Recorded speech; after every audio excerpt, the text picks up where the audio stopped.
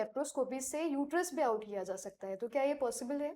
बिल्कुल पॉसिबल है। लैप्रोस्कोपी जिसको जो कि दूरबीन से ऑपरेशन कहा जाता है, तो ये बिल्कुल सब कुछ, बस बच्चा नहीं निकाला जा सकता, बाकी बॉडी से सब कुछ दूरबीन से निकाला जा सकता है।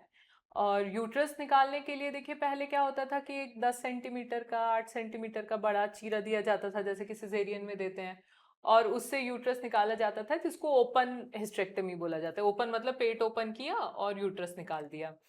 उसके बाद एक होता है वजाइनल हिस्टेक्टमी। वो तो सबसे बेस्ट टेक्निक है, क्योंकि वजाइनल हिस्टेक्टमी में एब्डोमेन में कोई चीरा नहीं आता।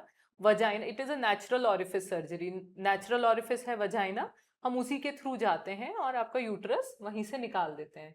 तो इसमें रिकवरी बहुत फास्ट है। स्टिचेस जो हैं वो अंदर तरफ आते हैं, महिला को पेन कम होता है, उसकी मोबिलिटी जल्दी होती है, रिकवरी जल्दी होती है। फिर इसके बाद एक लैप्रोस्कोपिक सर्जरी, जिसमें पेट में, एब्डोमेन पे ऐसे 3 से 4 मिनिमल 1 सेंटीमीटर, 0.5 सेंटीमीटर, मतलब कि एक पेंसिल के थिकनेस के जितना इंसिजन दिया जाता है, और उससे दूरबीन से यूट्रस का ऑपरेशन किया जाता है।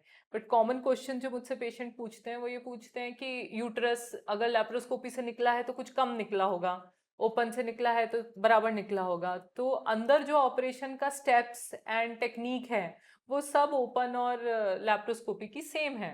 बस एंट्री पॉइंट और मेरी नज़र से देखने की जगह टेलीस्कोप गया हुआ है, हाथों की जगह बड़े बड़े इंस्ट्रूमेंट्स गए हुए हैं, बस यही डिफरेंट होता है। बाकी अंदर की स्टेप्स जो हैं वो बिल्कुल सेम होती हैं।